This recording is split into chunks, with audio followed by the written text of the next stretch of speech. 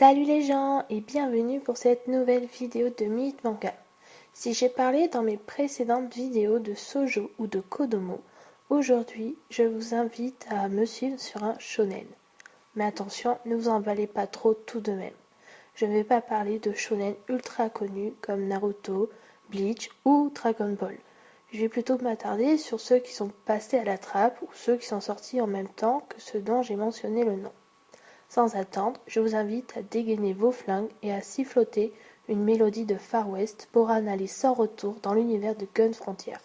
Écrit par Leiji Matsumoto, ce shonen de science-fiction se déroule dans le western où se mélangent aventure, action, drame et comédie. Publié dans un premier temps entre 1972 et 1975 dans le magazine japonais Play Comics. La série compte aujourd'hui 2 volumes édités aux éditions françaises Black Box en 2016. Mais il faut savoir en 2002 qu'un animé a vu le jour. La série a été diffusée par Kazé et comporte 13 épisodes au total. Par la suite, courant de l'année, sortira une suite en DVD. Gun Frontier nous plonge dans un Far West à la fois loufoque et poignant, où l'on retrouve les personnages emblématiques de Galaxy Express 999, Capitaine Albator ou encore Queen Esmeraldas.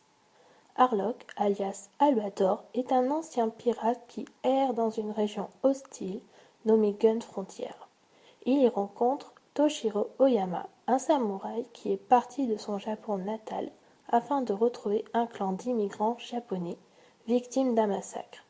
Au cours de leur périple, les 2 compagnons vont rencontrer une mystérieuse jeune femme nommée Sinonura, mais aussi devront défier de nombreux dangers et bandits en tout genre.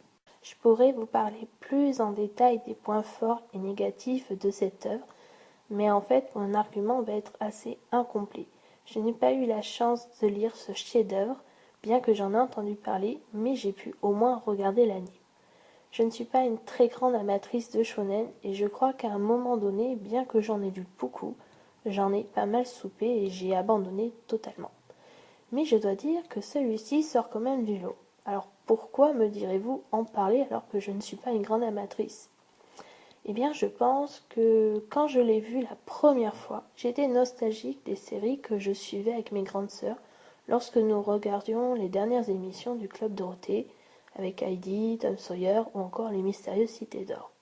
De plus, même si l'auteur a changé les noms pour qu'ils collent plus à l'univers dans lequel il a essayé de nous immerger, ça reste quand même Albator et Toshiro, mais sans leur vaisseau dans l'espace. Les aventures qu'ils y vivent sont à la fois comiques et sombres. Il y a un nombre incalculable de morts, de personnes abusées et une justice qui rime avec dégaine ton flingue le premier. Les dialogues varient entre le sérieux, une teneur qui peut être cocasse ou encore une situation très poétique. Je vous recommande la série fortement si vous avez la chance de lire le manga. Dégustez-le sans modération. Le contenu est, attention, quelque peu mature, donc il ne convient pas forcément à un public trop jeune. Niveau série, au niveau des doublages français, on est franchement gâté parce que ce sont les mêmes que l'on retrouve dans les séries de Capitaine Albator ou les plus anciennes.